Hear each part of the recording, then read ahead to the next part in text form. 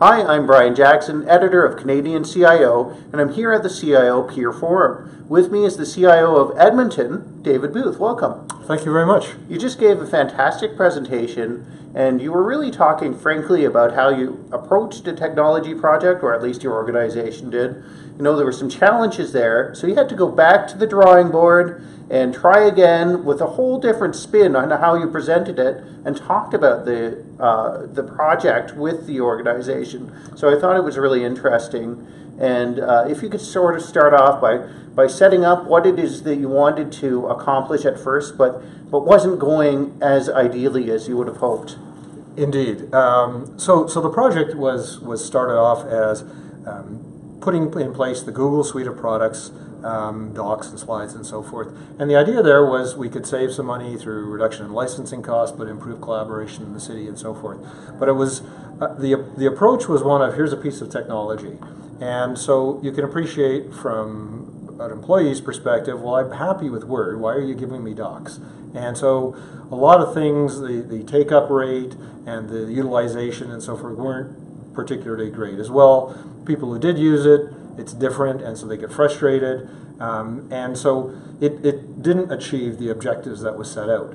But when we looked at the investment that had already been made, throwing it away was not possible. That was we would have spent millions of dollars of the taxpayers' money for no benefit at all. And so that was simply, we couldn't go there. So we asked ourselves, well, how can we do a better job? And we realized it isn't about the technology. We wanted to use this technology to change the way in which employees work. That was the big breakthrough. So that's a big change in conversation. How did you reframe it to your employees to sort of get that message across? Well, it took a few things. It wasn't that they weren't keen on doing it, but they were doing it in very disparate ways, and all from a technology standpoint. So we had one team working with Google. We had another team working to implement WebEx, for example, another team working to implement Jabber. And all of these variety of disparate technologies were all aimed to improve the way in which employees could work, but it wasn't holistic. And so what we did, and I think it was part of management's job, is we said if we bring them together and we talk about one city workplace, we can work as one. We can have common platforms and common look and feel and common systems. That really provides a lot of improvement. Mm-hmm. That's where things began to change. I like how you sort of created a brand there, One City Workplace, right? This isn't about just switching to Google or WebEx. It's about working as the City of Edmonton together, collaborating together. Very much. And then it began to, as other people saw that we were doing, and coincidentally the city was planning for a move into the new Edmonton Tower, which I'm sure most people have heard of. And so we were able to take advantage of that. That had set targets that said 10% of the workforce needs to be mobile, meaning they're not going to have an assigned cubicle or office or workspace. And so this was perfect. The two lined up. And so they were able to take full advantage of what we were doing. We took full advantage of what they were doing in terms of promoting this new tool, which we called One City Workplace. And it worked out very well in that IT was no longer the champion. We had others that were saying, wow, this can really change the way the city works and save us a lot of money.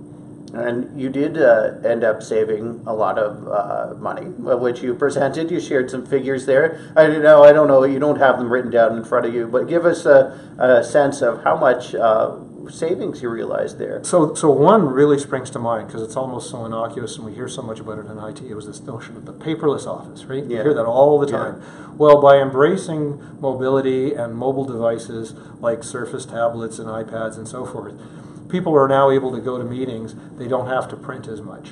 And we've set targets, and we're seeing the fact we're going to reach those targets that will save the city $800,000 every single year just on toner and printing costs and things like that. So that's pretty remarkable. Yeah, and that's just one line item. That's just one item. That's great. Yeah. But you had a whole mobility strategy around this too, because of course once you start talking about these digital tools, people are logging in from their smartphone. And you went to a strategy where you allowed people to use their own device, a BYO D strategy there. And then to address the security concerns around that, you had a different approach to security as well. So tell us about that. Right, so that's very good. So part of what we did is by giving every city employee a Google ID, which was unique. And so now a bus driver, for example, or somebody who works, a field worker, could, with their own device, whatever it is, iPhone or an Android or whatever, access emails. They weren't able to do that before. They could get newsletters. They could log on through what we call the application portal and go and see their pay advice online. So now all of a sudden you had a whole bunch of employees who were previously disenfranchised because they aren't in an office environment and connected with a cable to a computer are all of a sudden able to do all of those things and enjoy them. And then from a security perspective, what we said is we're not going to secure the device. We understand that that's a consumer device, but we can secure the data. So through the application portal, for example, you enter your password, you go into the application portal, all of the transmissions and data is encrypted. So it is secure.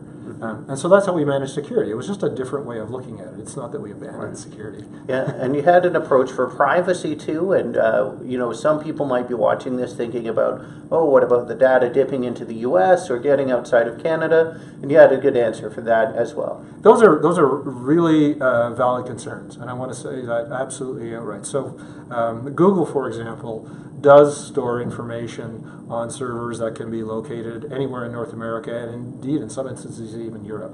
But the city has a couple of things in place. One of them is we have this very strong open data policy, so that data is open by default is where we come from. And indeed, the City of Edmonton has published lots and lots of open data, so that mitigates that concern because it's already available or will be made available.